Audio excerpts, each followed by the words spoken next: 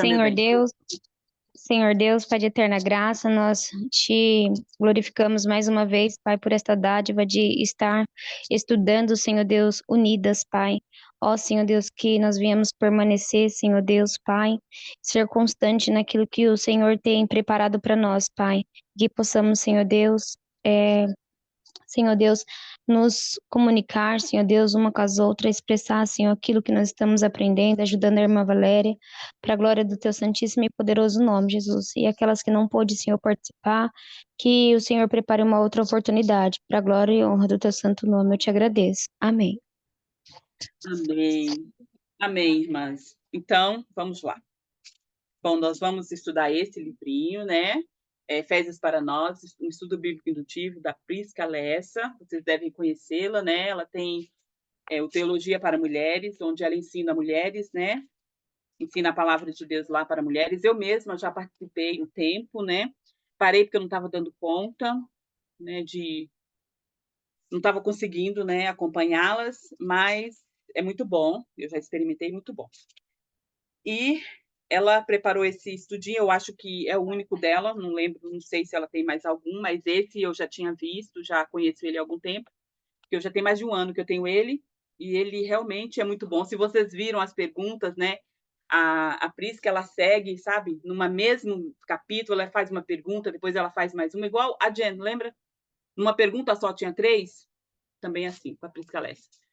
Eu sou a favor de ter uma pergunta só por vez, mas o pessoal gosta, né? Você também, né, Ana? Eu entendo. Então, a Prisca tem a introdução do livro, né? Ela fala que ela fala como foi que começou o ministério dela, como foi que ela aprendeu, ela fez teologia também, e lá ela aprendeu bastante e ela quis ensinar isso para outras mulheres, né? Ela cita o Salmo 1:1, cita uma passagem que o professor dela, né, utilizou no curso que ela fez, e ela continua, ela falou que ela escreveu, quando ela estava escrevendo esse livro, ela ainda estava grávida e só terminou depois que o bebê dela nasceu, o Asaf, né?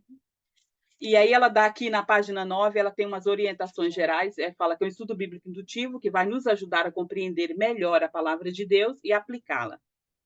Por isso o método é observação, né? Você observa, você faz um Tamires, que bom te ver.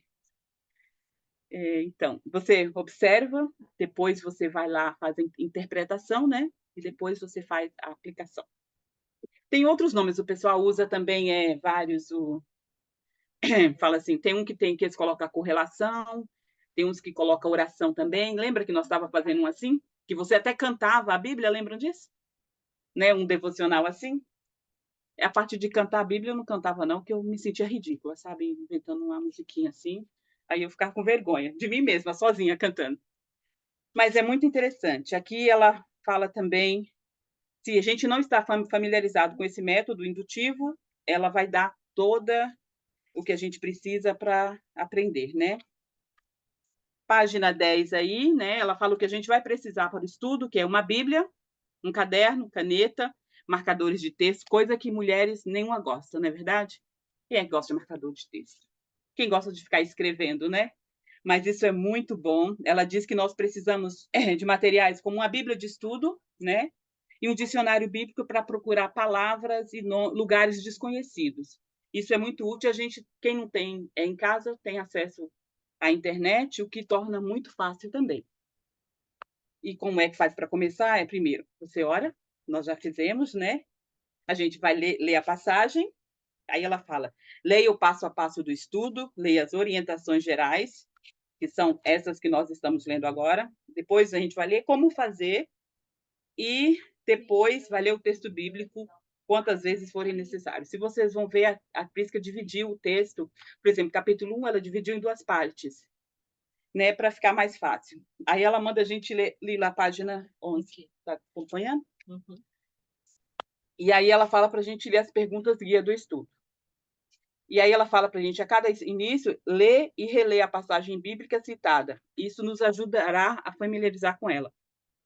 Escrever também é uma excelente forma de aprendizado e fixação. Nesse estudo você terá um bom espaço para escrever, mas não se limite a isso, né? Se necessário, usamos caderno como as irmãs têm também, né, a partezinha do PDF de Efésios, né, com um espaço entre os versículos, e que eu esqueci de colocar os capítulos. Mas as irmãs colocaram lá, né, com caneta os capítulos, né? E aí tem também, aí na página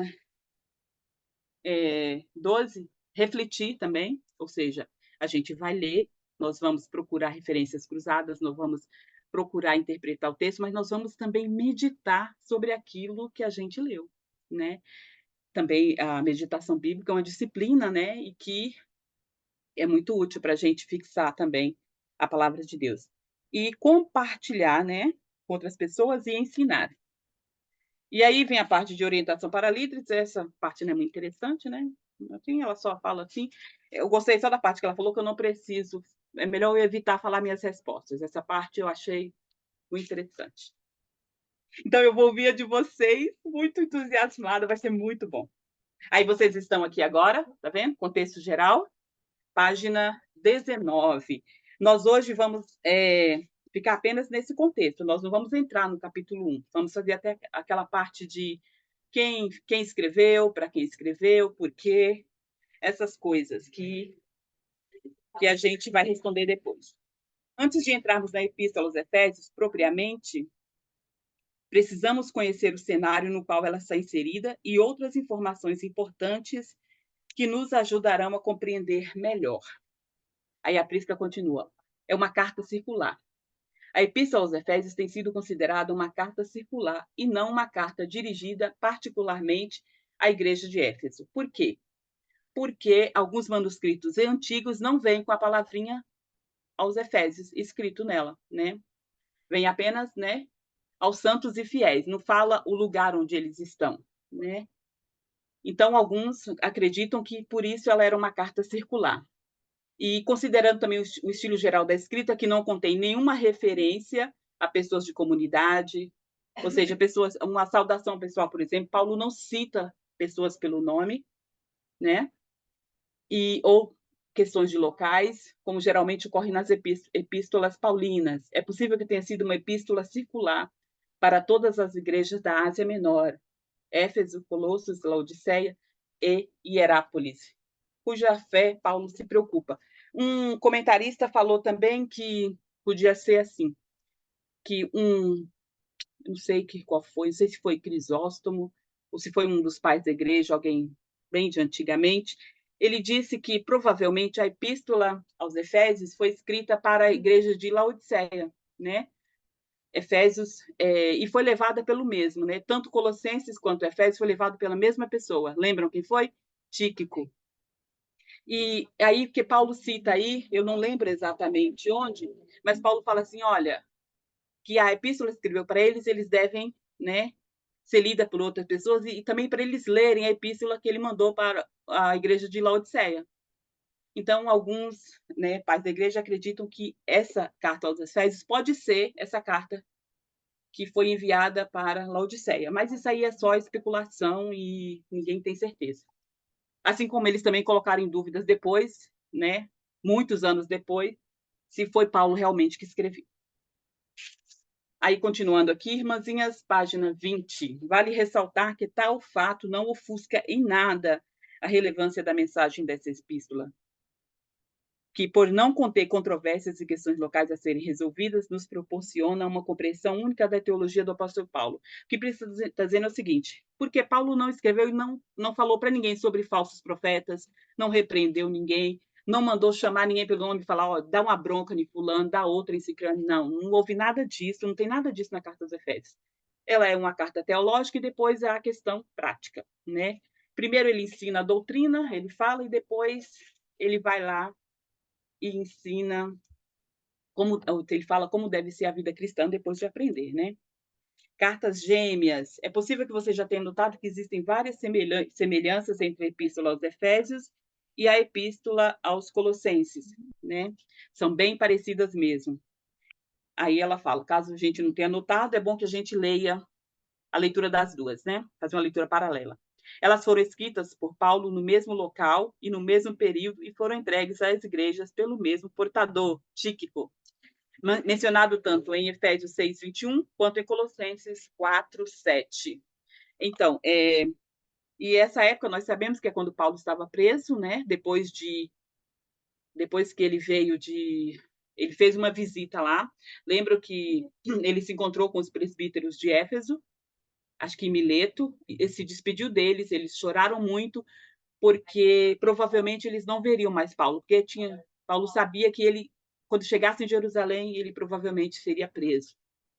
Então, eles não tinham esperança de ver Paulo de novo. Então, Paulo viajou, né? Realmente, em Jerusalém, realmente ele foi preso, né? Ele explica na carta o porquê. Em Efésios, ele fala por que ele foi preso. E foi levado para Cesareia, ficou uns 2 anos lá preso. Depois, ele apelou para Roma, para César, e foi levado para Roma. E foi de lá, de Roma, que ele escreveu essa carta. Lila, você está conseguindo acompanhar? Estou falando muito rápido. Bom. Eu estou falando rápido, irmãs, me perdoa, é porque eu ainda estou muito agitada, sabe, aqui dentro. Tá bom? Mas daqui a pouco passa. Daqui a umas 10 horas, eu acho. Então, aí Paulo ficou preso lá, e lá ele escreveu Filipenses, Colossenses, Efésios e Filemão, que são chamadas as cartas da prisão. E são cartas ótimas, né? Graças a Deus, né? Que Paulo podia, né? Ele ficava acorrentado a um guarda, que devia ser bem desagradável. Já se imaginaram? Acorrentado a uma pessoa o tempo todo, né? Então, e ainda assim, ele ficou e escreveu essas cartas magníficas. E aí, possivelmente, Paulo escreveu Efésios, né, depois de terminar Colossenses, e enviou, né, colocou, digamos assim, no correio ao mesmo tempo. Os anos, segundo a Prisca, 63, 61. Em alguns outros comentários, o pessoal fala 60 a 62, né? Nunca tem uma data assim. Foi 10 de setembro de 600, não sei, não sei quanto, entendeu? Então, a gente fica sempre nessa variação. Paulo ficou lá, como eu já falei, por 2 anos, numa casa alugada, né? Sob a custódia do imperador. Nesse período, Paulo era vigiado dia e noite pela guarda pretoriana, guarda de elite do Palácio Imperial, que era composta por 16 mil soldados. Apesar disso, em nenhum momento Paulo se considerou cativo de César. Lembra que ele fala? Eu, Paulo, prisioneiro de Cristo, né? Ele se considerava um prisioneiro de Cristo. E está em 3:1 e 4:1 e embaixador em cadeia 6:20. Paulo tinha plena consciência do propósito de Deus para a vida dele. Agora ela vai falar sobre o contexto dos destinatários, aqueles que receberam a carta. A Epístola aos Efésios não foi escrita para uma igreja em particular, mas a um conjunto de igrejas na província da Ásia. A província da Ásia ficava ali naquela região da Turquia. Vocês dão uma olhadinha, visualiza o mapa ali, naquela partezinha ali.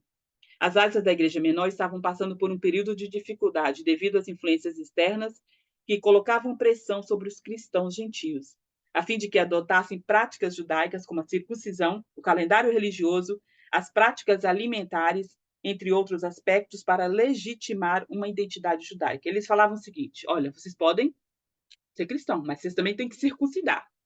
Não, vocês podem, mas vocês também não podem comer carne de porco. Lembra do pastor William falando sobre isso? Vocês também podem, mas vocês não podem fazer isso. Então, eles colocavam essas regras para aqueles que serviam a Deus. E Paulo foi preso justamente por causa disso. Primeiro, porque ele falou que os cristãos, os judeus e os gentios faziam parte do mesmo corpo que a igreja. Então, não havia mais separação. Então, e falava vocês não precisam seguir mais essas regras, porque em Cristo tudo já foi cumprido. Agora vocês são livres, não é preciso mais isso. Não há mais necessidade disso. E isso importunava muito aqueles judeus lá que eram que viviam para ficar vindo de cidade em cidade, só perturbando as igrejas que eram abertas naquela época. E também eles passavam também por outra coisa. Caso vocês se lembram, que vocês já leram o contexto de Éfeso, né? Era uma cidade tipo Aparecida do Norte, né? Quem lembra como é Aparecida do Norte? Lá tem o templo, né? E lá vendem todo tipo de coisa. Você compra até água benta. Você compra um montão de coisinhas, tudo lá gira em torno do comércio de quê? Da padroeira, na verdade, de Aparecida do Norte. E Éfeso também era assim, tudo girava em torno do templo da deusa Diana, que segundo eles, caiu do céu, entendeu? É como se fosse, eu li alguma coisa sobre isso, como um meteoro que caiu. E eles, tudo fazia disso. E a economia da cidade girava em torno disso. Então, os cristãos que saíam dessa, que se convertiam a Cristo, eles passavam por muitas situações, né, em relação a isso, e também, né, tinham que lutar contra essas coisas. É a Prisca fala aqui, né, que eles lutavam, né, se sentiam angustiados, desanimados e tristes diante da batalha espiritual mesmo que eles tinham que viver ali por causa de tudo aquele clima religioso lá da cidade, que religioso não tinha nada, né, pagão mesmo, e eles faziam parte disso outrora, né?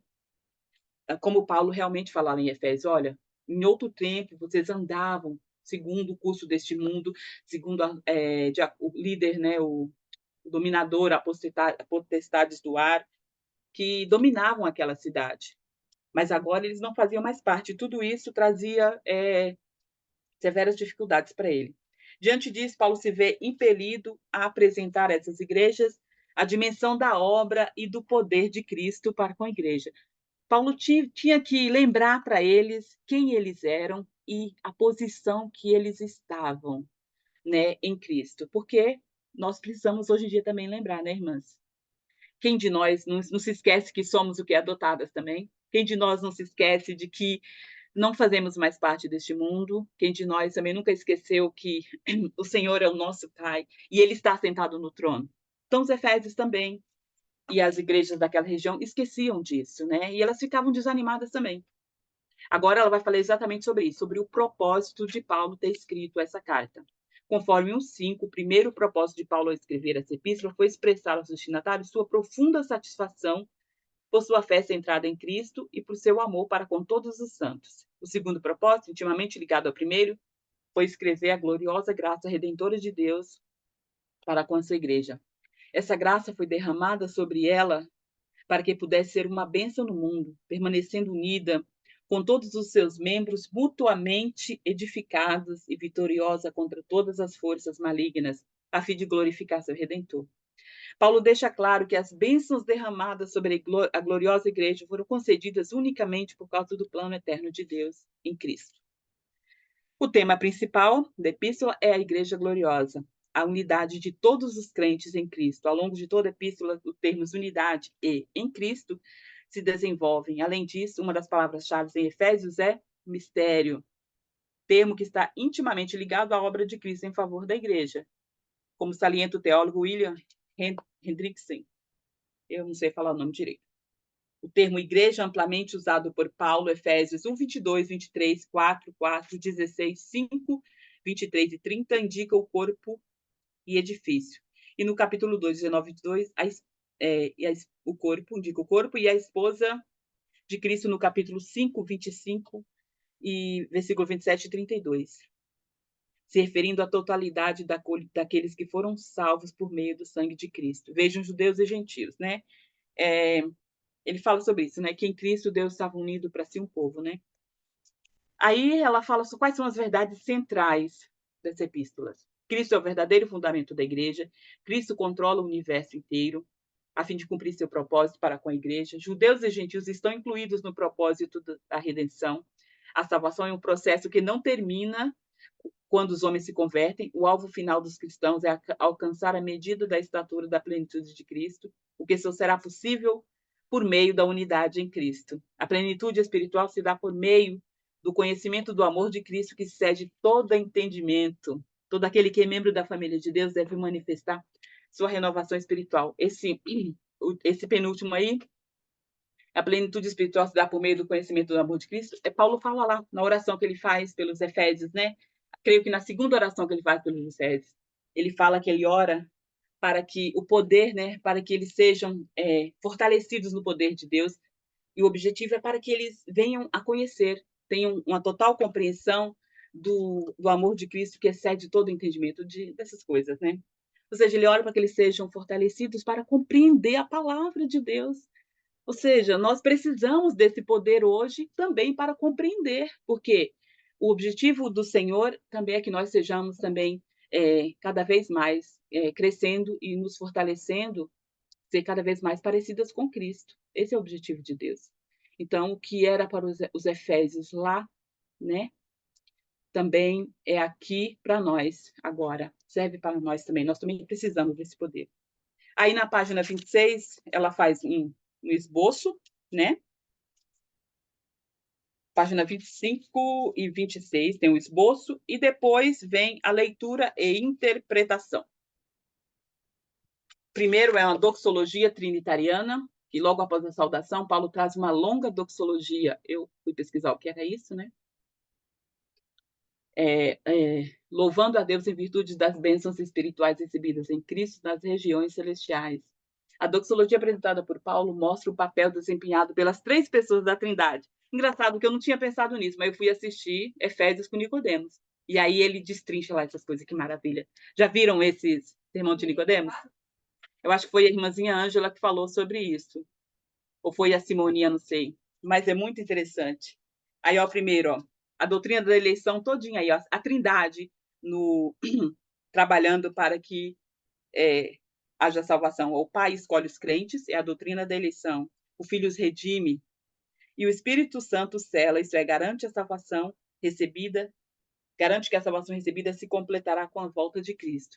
O Pai, o Filho e o Espírito Santo trabalhando juntos na obra da salvação. Aí, ó, após a doxologia, vem as ações de graça, incluindo uma oração para que os crentes possam compreender e apreciar a imensidão da graça e da sabedoria divinas.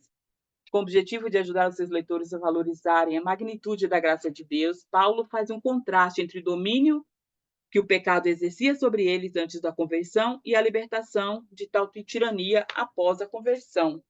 Isso é, olha, vocês andavam, né? Há um tempo atrás vocês andavam desse jeito, né? Vocês andavam segundo o curso deste mundo, vocês faziam isso, vocês eram excluídos da comunidade de Israel. Agora vocês são assim. Esse é o contraste que a Prisca está falando aqui. Ele também enfatiza que a salvação é algo totalmente merecido, fruto da graça divina, mediante a fé, independente das obras. As boas obras são uma consequência, não um meio para a salvação. As boas obras são aquelas que Deus preparou para que nós andássemos nela, né? Coisas que nós andávamos no curso deste mundo, né? Fazendo o que o mundo queria. Agora nós andamos nas boas obras. Aí vem a união com Cristo, né? Por meio da redenção efetuada, gentios e judeus são unidos em um só corpo. Não existem mais divisão nem hostilidade entre esses dois grupos, que agora, por meio da adoção, são parte da família de Deus. Ou seja, o sacrifício de Cristo não apenas uniu, né, tirou a inimizade entre Deus e nós, mas também uniu judeus e gentios. Há um só povo agora. Em Cristo não há mais judeu nem grego, como a gente vê em outro lugar. Não há mais branco, preto, não há mais indígena, não há mais latino, não há mais ninguém diferente. Nós somos um único povo, fazemos parte da mesma família. Todos nós fomos adotados, né, na família de Deus. Isso nos torna uma única família. A partir dessa perspectiva, então, começam as exortações práticas proferidas por Paulo. Ele faz um apelo em prol da unidade, exercida alicerçada na união espiritual já existente na igreja. O grande ponto de destaque aqui, porém, é que, na prática, essa unidade inclui certas diversidades e funções que visam o crescimento do corpo. Aquela parte lá que ele fala, Deus deu uns, né? Deus deu para apóstolos, né? Outros para isso, para quê? Para a edificação do corpo. Deus dividiu, né, os ministérios e escolheu uns para ter determinada função e outros para outras funções. Não deu a mesma função para todo mundo, né? Nós somos iguais, mas diferentes no corpo de Cristo. Uma vez unidos a Cristo e em Cristo, Paulo apresenta instruções diversas sobre a santificação. Como os crentes deveriam se portar, especialmente uns com os outros? Quais são essas? Devem falar sempre a verdade, devem mostrar-se juntamente dignados quando isso for necessário, justamente. Mas não permitam pecado pelo descontrole da ira. Não furtem, evitem julgar em linguagem obscena e humor malicioso. E aí vem a vida no Espírito. A exortação de Paulo para que os crentes se encham do Espírito Santo é precedida e seguida de orientações gerais quanto à embriaguez. Ou seja, não encham de vinho, né, mas encham-se do Espírito Santo. É aquele contraste. Prática de cânticos bilhosos, edificação e submissão mútua. Em seguida, ele traz orientações particulares direcionadas a maridos, esposas, pais, filhos, servos e senhores, sobre como eles deveriam viver essa nova vida no Espírito. Ou seja, ele já traz o quê? Para a nossa casa, né? E vai expandindo essa, como nós devemos viver na nossa casa, na nossa igreja, na nossa sociedade. E depois ele fala sobre a batalha espiritual. Já na parte final da epístola, Paulo exorta seus leitores a se revestirem da armadura de Deus para combaterem as forças do mal que dominam o mundo. Essa armadura é composta por vários elementos, e Paulo parece ter usado a visão de um soldado de infantaria romano para formular a ideia de toda a armadura de Deus. A ideia transmitida pelo apóstolo é a de que os cristãos devem resistir ao poder das trevas. Essa resistência só é possível porque Cristo executou nossa vitória em sua morte e ressurreição. Ou seja, é como nós vemos no Peregrino, né? Cristão todo armado e pronto para a guerra. Foi para isso que nós fomos chamados. Não para guerrear contra sangue e carne, mas realmente contra os poderes que dominam este, né? Que estão nessa era, nesse mundo. E agora vem a parte que vocês respondam. Isso é muito bom. Questões introdutórias, gênero literário. Página 33. Tá aí, Lila? Essa daqui. Peraí, essa. Seu caderno tá limpinho, não tem uma nada respondida, hein, Lila? Pois é, não tive tempo. Então, aqui na página 33, irmãs, olha só, antes de começarmos, né, precisamos saber qual é o gênero literário de Efésios. A Bíblia possui vários gêneros, é necessário conhecê-los, pois cada um deles aponta características importantes de cada texto. Eu ainda tenho um problema muito grande com esse negócio de gênero, porque eu nunca sei, por exemplo, às vezes eu leio Provérbios como se eu estivesse lendo um livro do Antigo Testamento. Eu me esqueço desse negócio de gênero. E por isso que às vezes a gente não entende muita coisa, né? Porque cada livro deve ser lido de acordo com o seu gênero. Eu não lembro de ter aprendido isso muito na escola, não. Eu acho que a gente não ligava muito para essas coisas, não. Aí é necessário conhecê-los, por exemplo, não podemos interpretar parábolas em um sentido literal. Era coisa que eu fazia muito, sabe? Não agora, né? Agora estudando bastante, né? Com vocês, assim, a gente fala, não, tô vendo que isso aqui não é literal.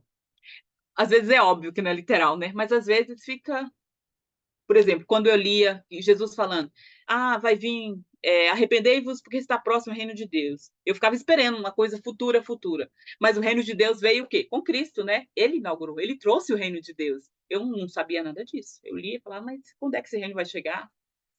Então, não imaginava. Então, tá próximo quer dizer que não chegou ainda, né? Então, aí, continuando. Não podemos interpretar a epístola sem considerar seu remetente e seu destinatário, ou interpretar o livro de Apocalipse sem considerar o gênero literário apocalíptico, outro livro que a gente vai lá e eu acreditava, né? Tanto é que comprei a coleção inteira de Deixados para Trás. Depois eu tive que jogar tudo fora quando eu conheci a verdade. Mas eu comprei mesmo, viu? Então eu tinha deixado para trás. E tinha Este Mundo Tenebroso também, viu? O 1 e o 2. Caso vocês não conheçam, é um livro de ficção muito bom, mas eu acreditava em tudo aquilo que estava escrito ali. Oh, Deus, ainda bem que Deus abre os olhos, né? Agora, a perguntinha. De acordo com a sua leitura do livro de Efésios, qual é o gênero literário em que ele se encaixa? Livro histórico, profético, carta? E quais elementos que o caracterizam dessa forma? Quais desses 4 aí ele é, né? Ou desses 3 aí? E que elementos vocês, né, viram aí que caracteriza ele ser aquilo que vocês responderam? Agora vamos ver que comecem, por favor. Eu sei que vocês estão muito dispostas e ansiosas demais para responder. Não vi uma hora de eu terminar, não era? Só para responder. Então podem começar, minhas amadas irmãs, por favor. Eu posso começar? Acho que ninguém vai falar agora. Eu vou começar, para quebrar o gelo. Eu coloquei assim, um gênero literário é carta, pois podemos encontrar um remetente e um destinatário, e, Uhum. no caso, que vive em Efésio, né? Que o apóstolo Paulo, ele coloca destinatário e remetente na carta que ele escreveu. Uhum. Próxima.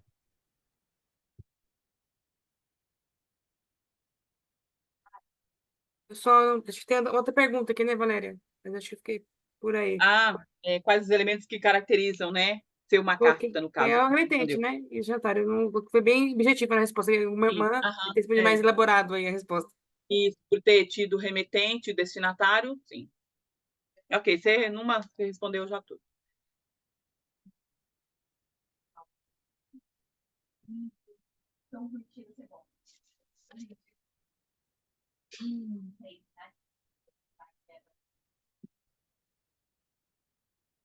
Gente, essas meninas estão tão tímidas, mas que coisa. Ana vai falar, Ana? Não. Tá falhando um Não? pouquinho, Ana. Meu fone tá ruim, tirar. Vou responder, peraí. Cartas, né? Igual a irmã Érica, e os elementos, porque estabelece comunicação entre partes. Tem saudação final e inicial e assinatura, né? Que é o nome do autor, remetente, esse aí, né? É isso aí. Nossa, Ana, que chique. Comunicação entre partes. Vou copiar essa resposta. Eu achei no Google. Google. Ai, muito bom. Ai, muito legal. Deixa eu aproveitar só para comentar que vocês estão ouvindo direito? Tá dando eco? Tô ouvindo. Porque a Maria tá aqui do meu lado com o celular ligado. Então, eu lembro que essa questão de saber que tipo de texto, né, que gênero literário eu também não fazia ideia. E eu lembro quando o Josué me explicou sobre Provérbios, vários versículos de Provérbios me pareciam como promessas, né? Então, falam coisas ali que você pensa assim, se eu fizer isso, vai dar isso, né? Principalmente com respeito aos filhos, né? E aí o Josué me disse uma vez que a gente precisa estar atenta para isso, aquilo que a gente vê que a gente tem que interpretar literalmente e aquilo que não. E conforme os gêneros literários, isso já é um grande indicativo para nós, né? Então, Provérbios é um livro poético, é um livro de máximas, como Josué diz, então a gente não pode interpretar como se fosse um livro de promessas, né? De promessas mesmo, né? Então, eu lembro que na época eu fiquei triste, né? Porque não te dá garantias, né? Se fizer isso, vai acontecer isso, né? Você ensinar para o seu filho, ele vai crer, enfim. Mas é importante mesmo a gente saber disso, né? Alguns tipos de gênero fica mais claro, como esse da carta, mas outros são mais difíceis de discernir, né? Irmãs, mas eu acho que até a da carta fica difícil às vezes. Por exemplo, de Hebreus, né? Que não tem um destinatário evidente, assim. Mesmo assim é difícil, né? Mesmo sendo carta. Sim. Essa história aqui da carta circular, por exemplo, né? Poxa, a gente achava, tá lá os Efésios, então, o quê? Fui aos Efésios, né? Que mudou colocar aquele nome lá, né? Se tá ali na Bíblia, né? Então, mas por isso que é bom você conhecer, né? Você vê eu entrei naquele aplicativo lá, o Google Terra, já viram lá? Eu fico ficando passeando pelo mundo, né? Então eu fui lá, onde estaria localizado, né, ali na Turquia, essas coisas ali, sabe? Sabia que tem até as ruínas lá, mesmo onde era a antiga Éfeso, lá tem as ruínas lá. Eu dei uma olhadinha lá nas ruínas onde a antiga, onde os efésios estavam ali situados. É bom, por isso que é bom a gente conhecer o contexto, né, da região, saber. Valéria, não sei se a Emma chegou a ver, eu vi uma imagem no Google, a Emma falou, de Artemis, né, o templo de Diana, que era algo assim, assim imaginável o tamanho. Colocaram uma pessoa para, em comparação ao templo, é algo assim que não dá para imaginar hoje um negócio daquele tamanho. Interessante, né? E tinha nas ruínas do templo. Era a sétima maravilha do mundo, né? O templo lá. E ele era totalmente famoso, né?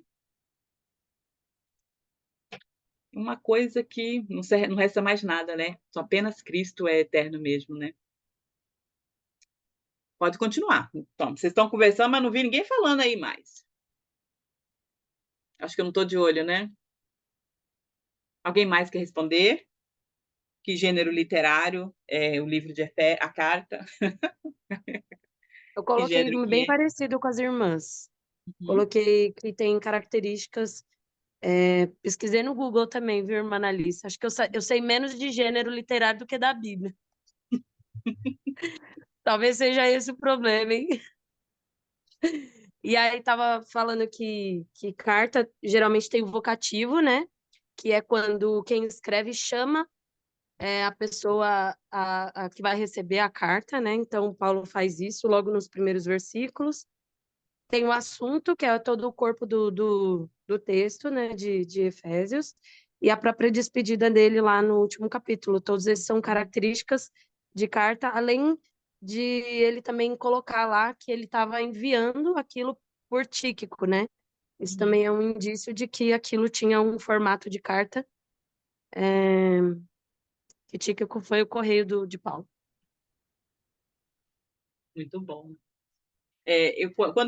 Quando eu imaginava assim essas cidades antigas que de ruína essas coisas assim, eu imaginava uma cidade assim tipo uma cidade pequena, né, um povoado, alguma coisa. Mas Éfeso tinha mais de 200.000 habitantes. Era uma cidade grande, entendeu? Era uma cidade populosa, era uma cidade moderna, né? Era uma das 5 principais cidades do Império Romano. Então, Paulo estava no centro ali, ele ficou ali 2 anos, né? 1 ano e meio a 2 anos, mais ou menos, evangelizando a cidade. Antes disso, ele foi lá, mas ele não ficou muito tempo. Então, ele voltou lá e ficou esse tempo lá, plantando a igreja. E teve um bom tempo para ele conhecer as pessoas, pregar e causar aquele tumulto lá. Lembram?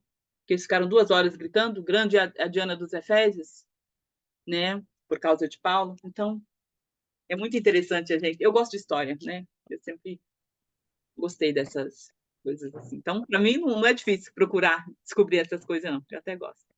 Quem mais respondeu? A Lila tá colando, gente. Olha. Depois de ver errado, olha só. Então, alguém mais quer responder ou nós podemos ir para a próxima? Podemos ir para a autoria?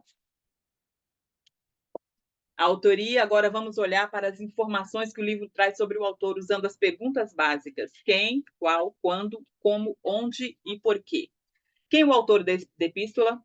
Como ele se apresenta? O que é possível saber sobre ele a partir do livro de Efésios? Onde e como ele estava ao escrever o livro?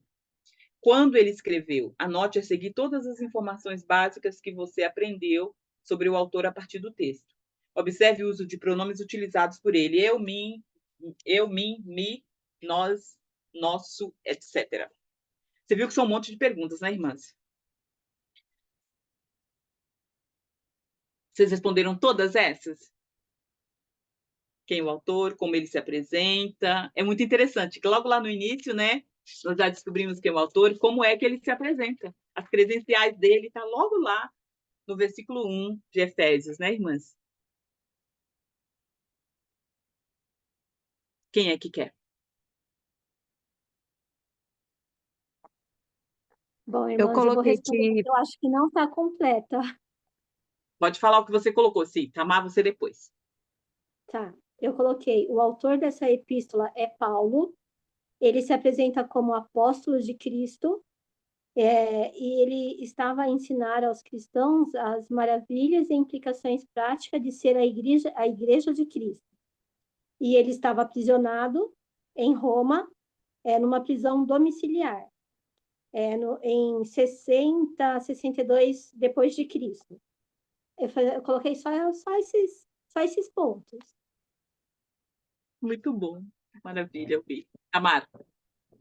eu coloquei todas essas também que a Si colocou, né? Que era Paulo, ele se apresenta como apóstolo de Cristo, e é possível saber lá nos capítulos 3 e 6 que ele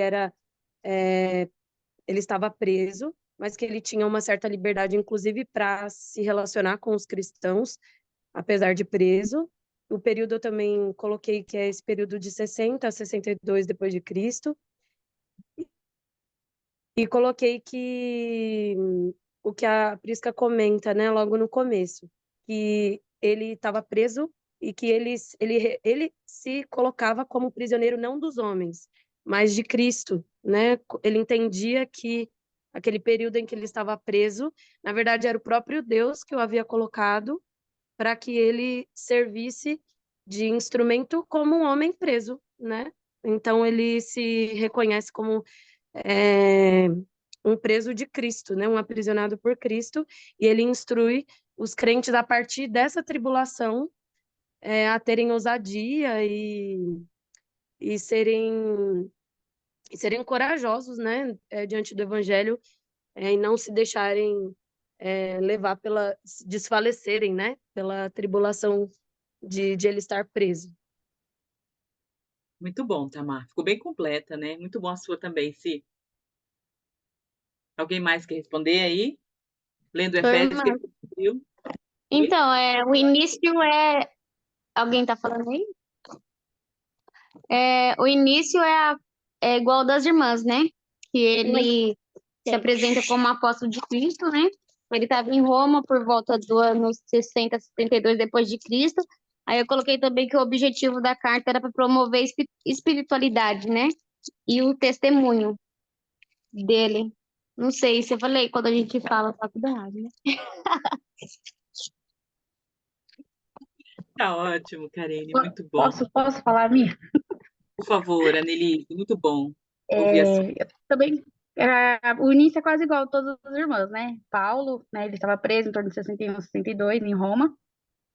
E aí eu coloquei que ele escreveu a carta. Ele escreveu a carta para encorajar na condição de pessoas que eles estavam em Cristo, né? E que adoravam o Criador do Universo, que ele deixa claro no capítulo 1, 4 e 3, 9, né? Não, muito bom. E quando vocês citam referências cruzadas, fica melhor ainda. Porque tem o endereço, a gente pode ir lá no endereço, entendeu? Coisa muito boa. Alguém mais aí quer colocar sobre a autoria da carta?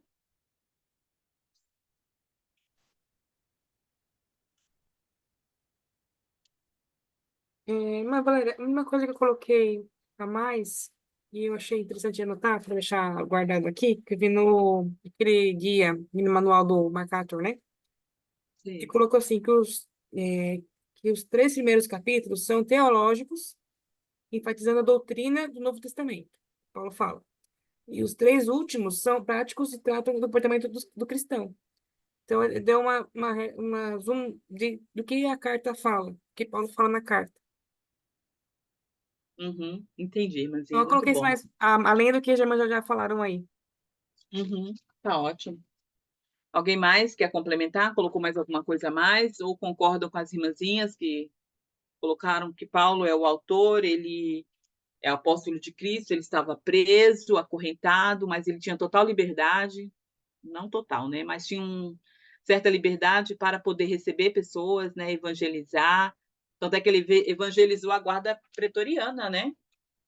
Então, tem uma carta que ele fala, os de César, né? Mandam, saúdo, né? Não tem assim alguma coisa aqui? Os da casa de César, né? Muito bom. Ou seja, o evangelho adentrou, né? A casa do inimigo maior, não é verdade? Foi esse justamente, né? Na época que nós sabemos, Nero era o imperador, né? Provavelmente foi ele que matou Paulo e matou Pedro também. E montes outros de cristãos, porque ele era considerado o anticristo, né? Pelos cristãos daquela época. Tão perverso e cruel ele era. O History concorda totalmente que Nero era perverso. Deison esse dia estava assistindo, né? Sobre o imperador Nero.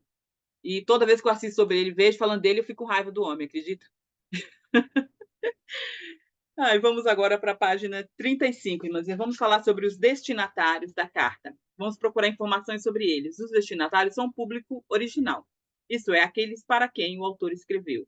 Né? Eu não sei se foi aqui, mas normalmente a gente primeiro, alguém falou que nós devemos entender, né? Quando formos interpretar a Bíblia, devemos primeiro procurar aquilo que significou para o público original.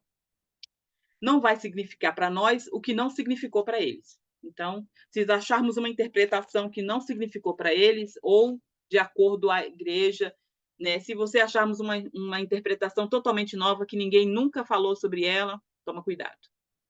né? Então, nós devemos ser cuidadosas nesse negócio. Os destinatários, isto é, aqueles para quem o autor escreveu. Esse é um aspecto importante, pois precisamos ter sempre em mente que, embora a Bíblia seja a palavra de Deus destinada a todos os cristãos de todas as épocas, cada autor que escreveu fez isso tendo em mente um público-alvo. Isso influencia muito na interpretação do texto. Não podemos simplesmente olhar para o texto como se ele estivesse falando diretamente para nós, ignorando os destinatários originais, pois perderíamos o significado primário. Como é que o pessoal fala? O aqui, o lá e então, né? Na regrinha que eu coloquei aqui, né? O lá e então e o aqui e agora. Lá e então foi os destinatários originais. O aqui e agora somos nós. Quem são os destinatários da epístola? Como eles são descritos? Anote a seguir informações que você sabe sobre eles. Também, né, logo no início também, aí nós ouvimos falar sobre eles, né? Logo no primeiro versículo também, Paulo dá uma descrição deles, de quem são eles. E aí, quem são esses destinatários, amadas? Lila, se você quiser ler um pouco. Eu coloquei que são as pessoas que vivem em Éfeso e fiéis em Cristo Jesus, no caso, os gentios. Paulo não os conhecia pessoalmente, mas ouviu falar de sua fé em Cristo. Muito bom, Stephanie. Esse é mais um motivo, porque é considerado uma carta circular, né? Assim, segundo algum comentário que eu vi. O fato de Paulo falar, eu ouvi falar da fé de vocês, significa que Paulo não conhecia eles pessoalmente, né? Porque se fosse os mesmos que ele, né? Se a carta fosse escrita para aqueles que ele estava lá em Éfeso quando ele fundou a igreja, então ele saberia, né? Isso, ele não precisava ter ouvido, né? Ele teria visto também. Então, é muito bom, Stephanie. Muito bem lembrado. Alguém mais? Eu coloquei que os destinatários eram judeus e gentios, que eram de Éfeso, e que Paulo escrevia para eles de uma maneira que os dois grupos vivessem em união, né? Isso aí está mais relacionado ao tema, mas eu estava vendo uma aula sobre o contexto histórico de Éfeso, e falava sobre a hostilidade que os judeus tinham em relação aos outros religiosos do lugar, que fez com que eles enfrentassem essas dificuldades quando a igreja se formou, né? Porque os judeus que se converteram quiseram se prender, né, ainda aos rituais judaicos, e os religiosos pagãos que se converteram também tinham o seu passado de paganismo e tal, e isso criava um certo choque entre eles. E eu achei interessante pensar nisso, porque me fez ver por que Paulo está o tempo inteiro mostrando características de como os gentios viviam outrora e como agora devem viver, e também os judeus, né? Ele faz uma distinção. Um vivia de uma maneira completamente, né, assim, cheia de pecados mais vergonhosos, digamos assim, e outro com aquela capa mais religiosa, mas também precisava se despir daquilo para assumir uma nova identidade ali que Paulo estava falando.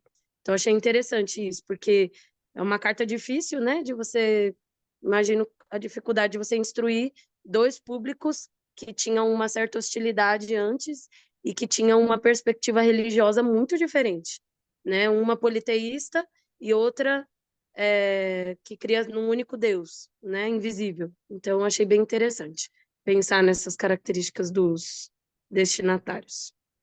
Muito bom. Eram os dois povos ali, né? Eram os dois filhos. Aquele que ficou em casa, a parábola do filho pródigo, lembra? O que ficou em casa tomando conta e aquele que saiu para conhecer o mundo. Muito bom, Tamara. Alguém mais?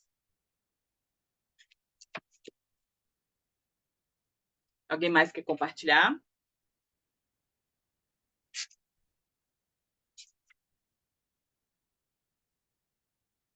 Já está acabando. Daqui a pouco.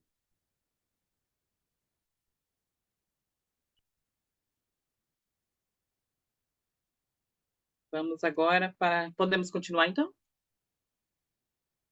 Data e ocasião. Veremos o contexto histórico por trás do texto, quando ele foi escrito. O que estava acontecendo quando foi escrito? Essas informações nem sempre se encontram claramente nos textos, nos escritos bíblicos. Por isso, muitas vezes, é necessário fazer uma breve pesquisa para ter esse pano de fundo. Quando é o tempo, em que ocasião é o local e a situação do autor e outros destinatários. A epístola aos Efésios foi escrita, né? É possível obter essa informação a partir do texto? Se não, pesquise em uma Bíblia de estudo ou em um site confiável.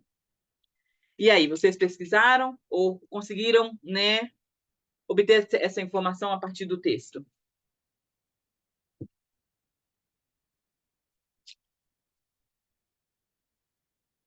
Quando foi o tempo, né, foi escrito, a ocasião e o local. O local, ou seja, onde o autor estava e onde os destinatários, ou onde os destinatários estavam, né? E aí, vocês responderam isso aí, irmãs? Entenderam a pergunta? A Prisca é bem mais clara, né? Que a Jen estava naquele português lá de Portugal, a gente ficava meio perdido, né? Mas esse aqui é bem mais claro, né? A gente consegue entender as perguntas claramente, não é verdade? Mas esse tópico praticamente já foi respondido, não foi, irmã Valéria? Porque Aí quando foi atrás, esse período é verdade, de né? A maioria 60 a das irmãs falaram, 62, né? não é? Falaram E o que estava como Paulo acontecendo. estava preso, não é? É verdade. Esse aí faz parte Não do... sei se era isso, né? Aquele Mas que teve um montão de perguntas, uma atrás da outra, né? Verdade. Oi, Quero irmã bem. eu Valéria. acho Eu Oi. respondi Oi, eu respondi praticamente de acordo com a anterior, igual a Tamar falou mesmo. Tá certo? Não, sim. A anterior que você fala, é da página 34, né? Que ela Aí isso é a não tinha o primeira, a autor, segunda. então, onde ele se Isso, encontra. Isso, que ela fez um montão de perguntas numa única pergunta, né? isso. Tá bom. É verdade, minhas vale sim.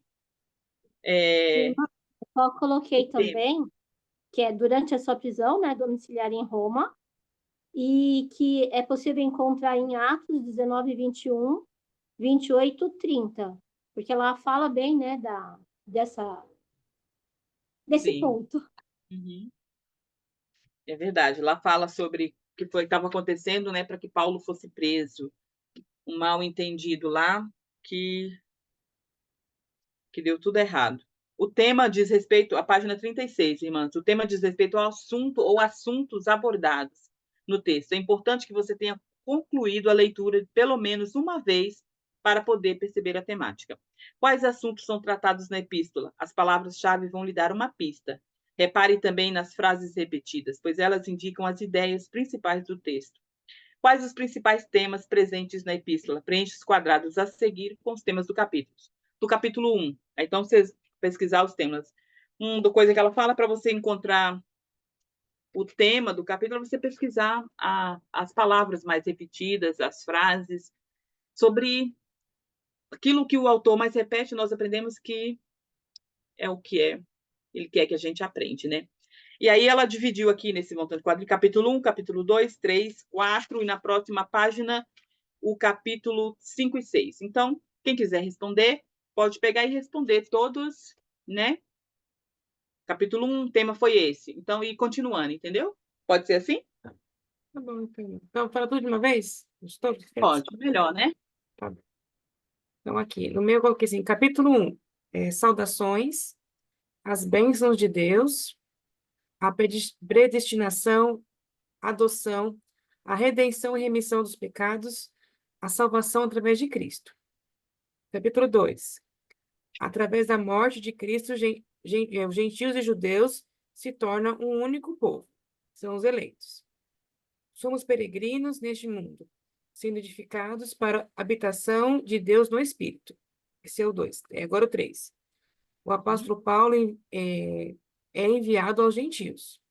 Oração de Paulo, a excelência do amor de Cristo. Capítulo 4.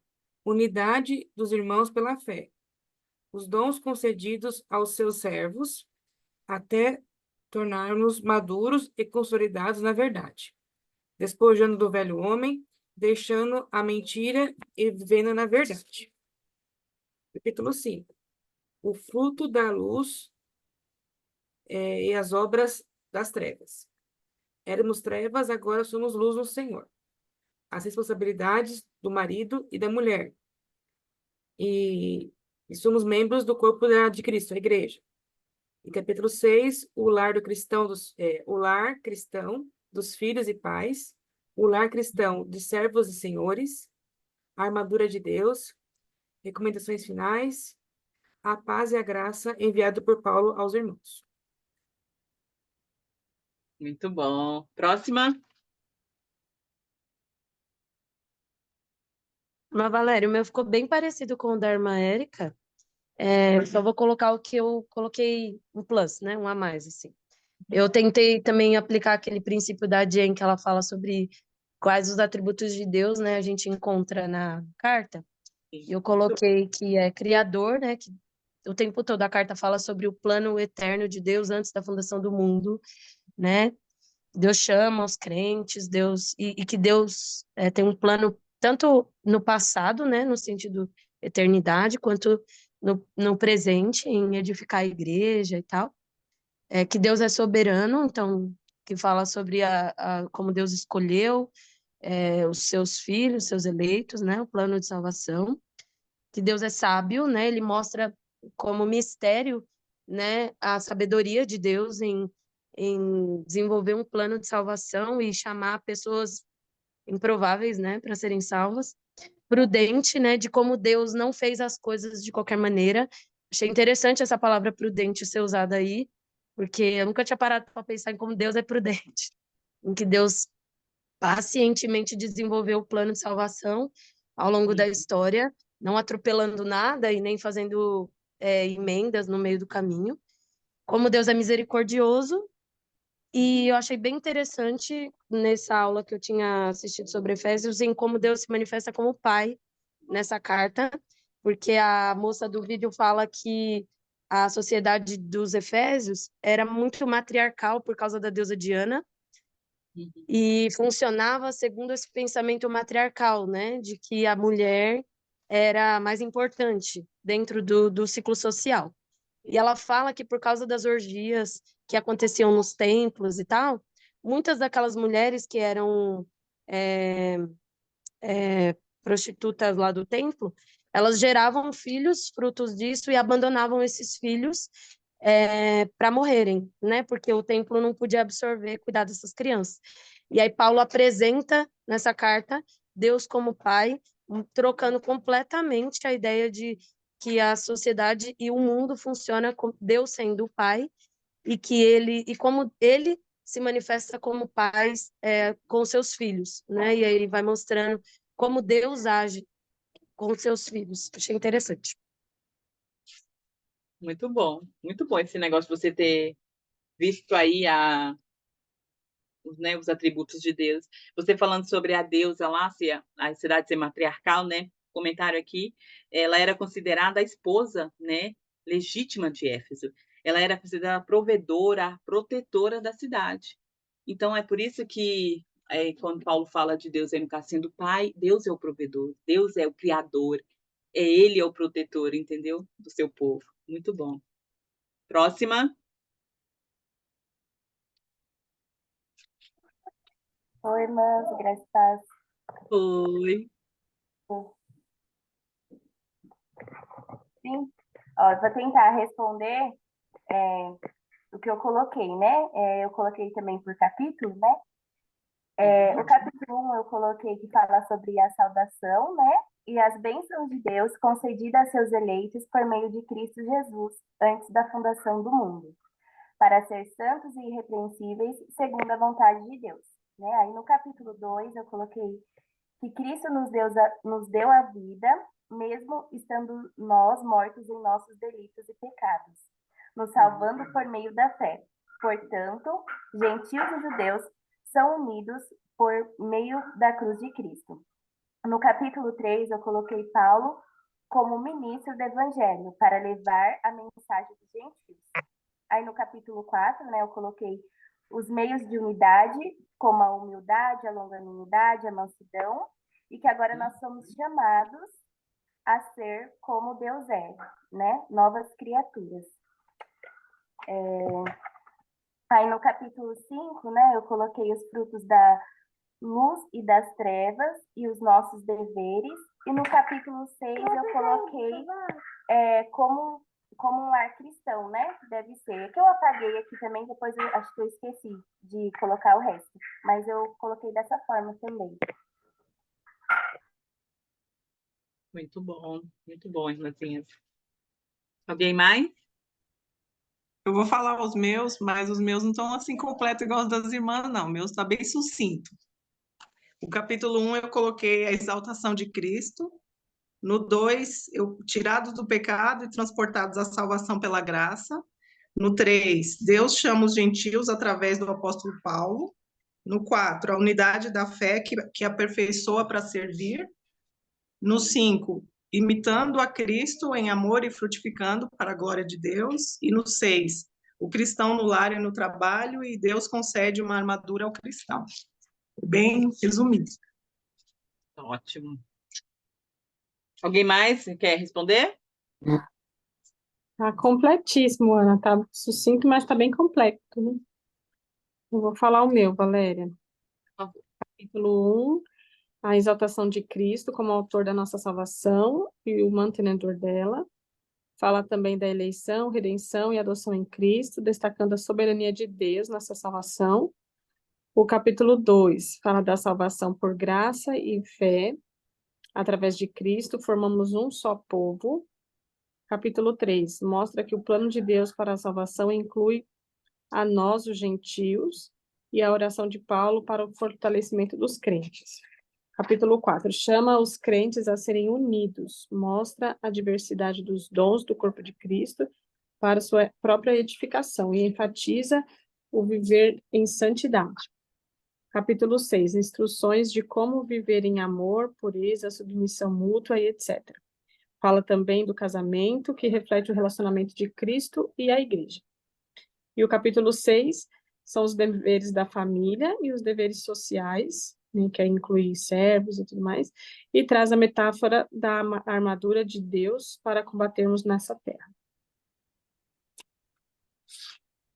Mais alguém? Mariana Maria, quer falar. quer responder? Não, não, tá muito... Pode responder o seu. Nós gostamos de ouvir, mesmo que esteja sucinto ou plus, né, plus, como diz a Tamar. Então, o quê? Plus. Ela falou que o da Tamar tem um que a mais. Tá bem. Ó, vamos lá. Coloquei. Eu não sei. Eu acho que não está comparado em nada das irmãs, porque eu estava falando que eu coloquei só por tópicozinho, sabe? Bem. Eu coloquei Coloquei assim no capítulo 1, predestinados por Deus, redimidos por Cristo e selados pelo Espírito, adoção de filhos e vontade de Deus. No capítulo 2, eu coloquei nova vida em Cristo e salvação pela graça. No capítulo 3, eu coloquei mistério de Deus e apostolado de Paulo. No 4, eu coloquei unidade do corpo e a vida do corpo. No 5, eu coloquei imitadores de Deus como filhos, ensinos para a vida, tanto em comunidade como conjugal. No 6, eu coloquei deveres dos pais, filhos e escravos. E armadura de Deus, foi isso que eu coloquei. Muito bom, eu gostei. Você foi bem. Tinha bolinha aí, não tinha? Tinha bolinha. Eu gosto das bolinhas, muito bom. Irmãzinhas, então vamos para a próxima? Eu acho que acabou, né? Não, tem aqui. Não, acabou, né? Acabou, né? Só isso? Alguém Acho que tem o propósito da carta, eu acho que no final, mas é verdade, tem. Aqui, o propósito qual é? Esse mesmo. Muito bom, Tamara, brigadinho. Página 38, né? Aqui veremos quais foram as razões que levaram o autor a escrever a epístola. Muitas vezes o autor declara o seu propósito ao escrever um livro. Quando o propósito não está claramente declarado, então ele precisa ser identificado por meio de um cuidadoso exame do tema principal do livro. Para identificar o propósito, tenha em mente que tudo o que o autor faz no livro gira em torno do motivo, propósito, que o levou a escrever. a identificar o propósito, tornamos-nos aptos a entender a mensagem do livro. Pergunta é: por que a epístola foi escrita? À luz da mensagem dela, o que o autor pretendia comunicar? Responda com sua percepção pessoal antes de checar em um comentário ou em uma Bíblia de estudo.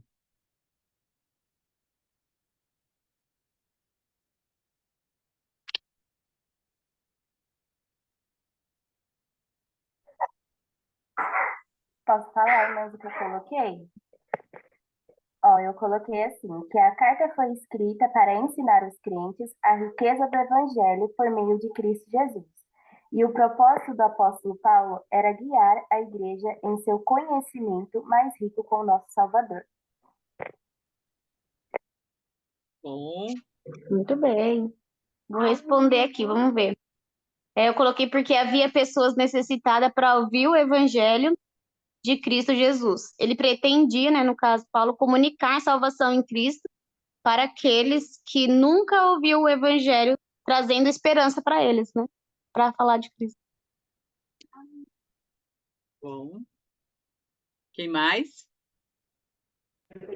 Eu coloquei que o propósito foi conduzir a igreja de Éfeso em comunhão, tanto em Cristo quanto entre os próprios membros da igreja, né, judeus e gentios, para que eles andassem em comunhão a partir da verdade que Paulo apresenta nos primeiros capítulos. Bom.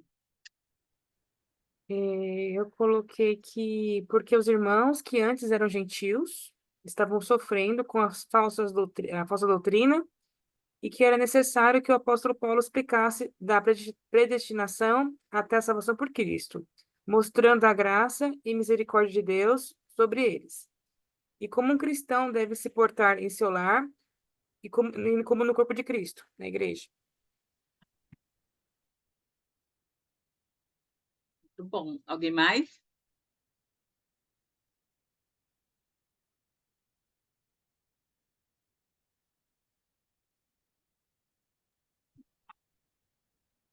Oi, irmã, das paz. Eu Oi, graças. coloquei aqui para expressar aos destinatários sua profunda satisfação por sua fé centrada em Cristo e por seu amor para com todos os santos. Seu segundo propósito é descrever a gloriosa graça redentora de Deus para com a igreja. Foi isso. Coloquei. Bom, gostei Muito muito. bom, irmã. Muito bom mesmo. Muito bom, irmãzinha. Que pena que toda semana a irmã Jeane não pode participar conosco, né? Ai, mas muito bom. Alguém mais quer compartilhar o propósito da carta aí? Lendo Efésios, o que vocês descobriram aí? Bom, irmãs, eu coloquei bem assim, que cristãos e judeus, não, que cristãos, judeus e gentios eram um em Cristo e eles deveriam demonstrar esta união amando uns aos outros. E que esta união em Cristo só era feita pelo poder do Espírito Santo. Muito bom.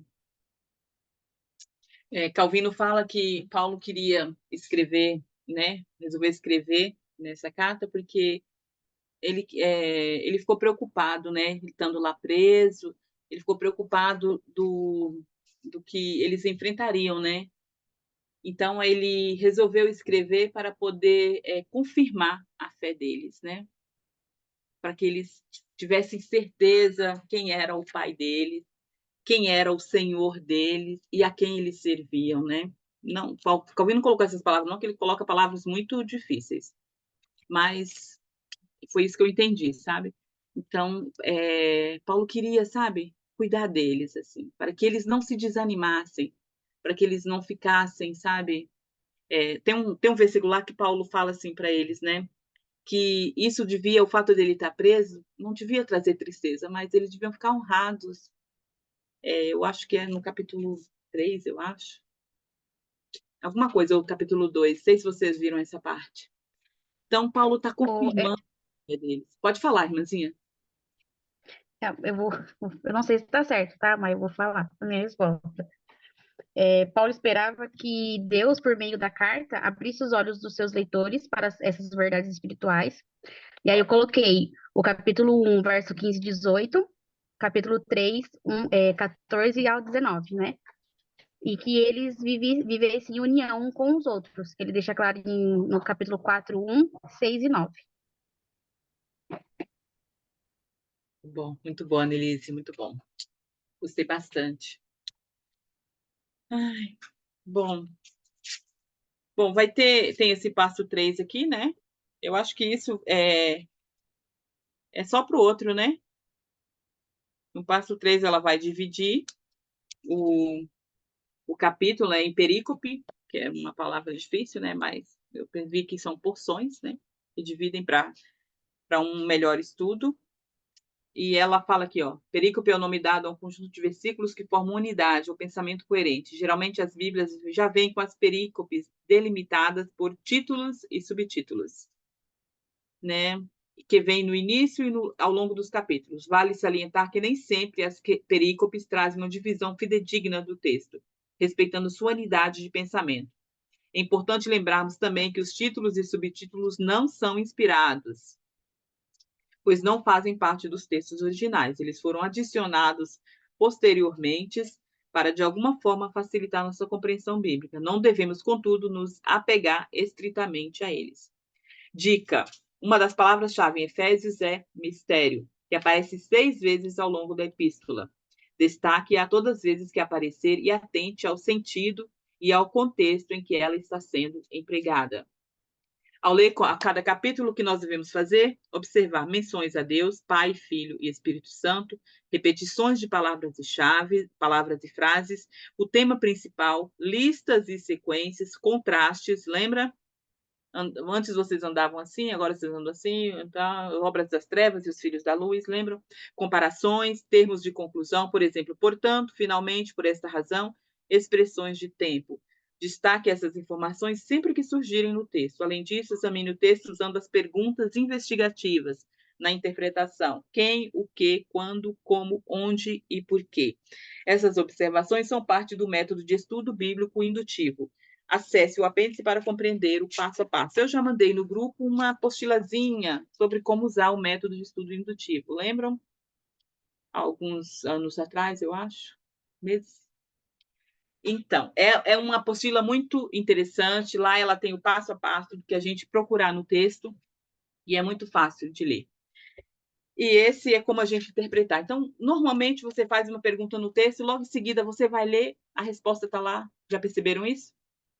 Normalmente a resposta está logo ali, né? Então, esse foi a nossa primeira aulinha, nosso primeiro estudinho de Efésios. Próxima semana nós vamos começar no capítulo 1. A primeira página aí, na página 43, tem aí o tema, vocês vão achar o tema do capítulo que vocês já procuraram, os principais assuntos tratados ali.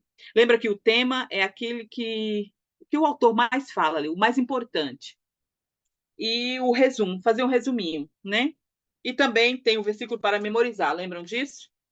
O versículo para memorizar é Efésios 1, do 3 a 4, né? Vamos lembrar disso e tentar, né? Vou escrever na minha lousa ali, para eu poder... Se bem que são 1, do 3 a 4, são bastante versículos, né? Não, é um só, mas deve ser meio grande, porque todos esses versículos são grandes.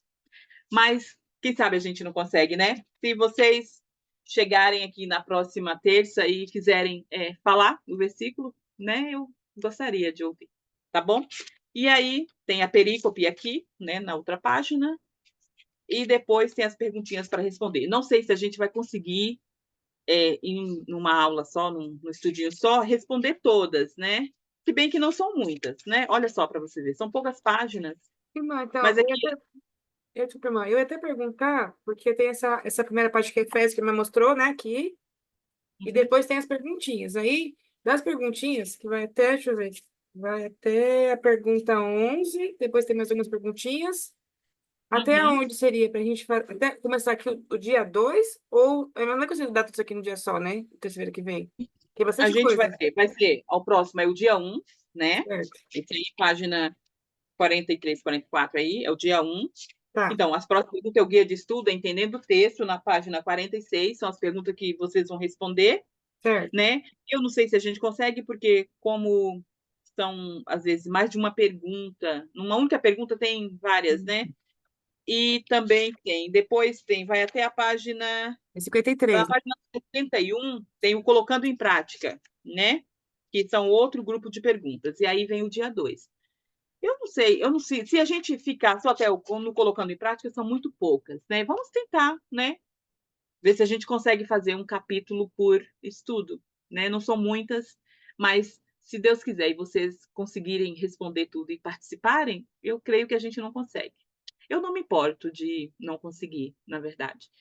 Eu gosto muito que vocês participem, então meu objetivo é que vocês respondam, não fiquem tímidas e respondam mesmo. Então, se demorar, não tem problema. Para mim, não. Tem problema, Tamires? Nenhum, viu? Então, a gente, mesmo que não consiga responder, a gente vai fazendo assim, tá bom? Concordam? Mas se a gente conseguir, tudo bem, não tem problema nenhum. Mas não vamos correr tanto, não, e fazer assim as coisas, sabe? Procurem responder um pouquinho antes e ler novamente a epístola, lembrar de novo para quem escreveu, esse negócio aí todo, né? Que a gente esquece, e amanhã mesmo provavelmente a gente já esqueceu. Tá bom? Tá bom, irmãs? Tudo bem assim? Concordam assim? Que tal vocês mostrarem a cara para a gente tirar uma fotinha do primeiro dia? Valéria, eu queria só lembrar as irmãs que o nosso horário proposto é das 3 às 4h30, né? Podendo ficar até no máximo às 4h30, né? Porque eu vejo que tem irmãs que dá 4 horas e acaba saindo, eu acho que eu vou mandar uma mensagenzinha lá para todo mundo ficar ciente, né? E aí, quando a gente vê que não vale a pena continuar, porque não vai dar tempo de continuar, Sim. não vai dar tempo de terminar, aí mesmo que seja umas 4h15, 4h20, a gente pode encerrar. Mas o horário limite seria até as 4h30, se Deus quiser. Então, por exemplo, hoje, nós estamos no horário. Acabamos o quê? Poucos minutinhos antes das 4h30. Eu sempre faço, lembro desse horário, é 1h30 para a gente. Eu não acho muito, na verdade, para mim é muito bom fazer isso, estar com vocês. Então, eu fico muito contente. Mas tá bom assim. Vamos lá mostrar a carinha, meninas? Vamos tirar a fotinha? Eu não sei tirar print no computador. Ao contrário, vá. Eu tô de cabeça para baixo? Não, eu. Não, você tá certinha. Você e a Maria estão aí. Que bom. Só a Andressa que estava tortinha agora há pouco, mas eu não estou vendo ela. Ah, ali, achei ela. Tá, a Andressa tá tortinha ainda. Eu vou tirar uma fotinha de vocês, tá?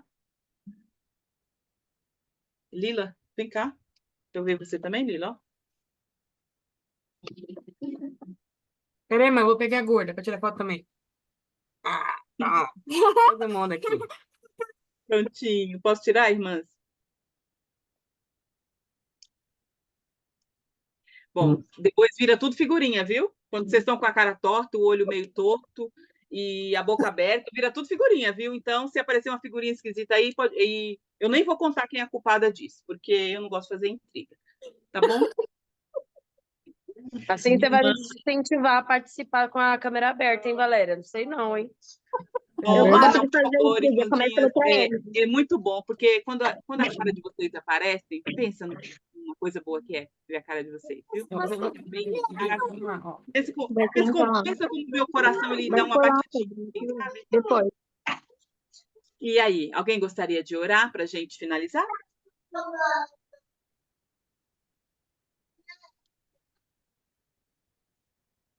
Ai, mães, eu vou aproveitar a calmaria aqui para orar, pelo menos. Tá bom, Camila. Senhor, nosso Deus e Pai,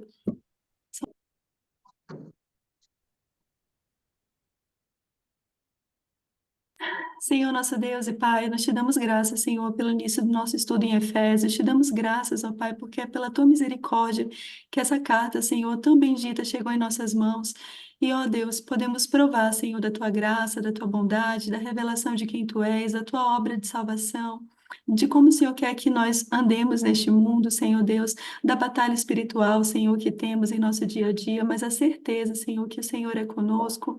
Obrigada, Senhor, pela nova vida que o Senhor nos deu em Cristo Jesus, por todas essas irmãs que o Senhor reuniu aqui, Senhor Deus, nessa terça-feira, que o Senhor possa nos dar perseverança, Senhor, E que assim como chegamos no fim do estudo de Hebreus, que o Senhor nos dê a graça, Senhor, de chegar no fim do estudo de Efésios, Pai.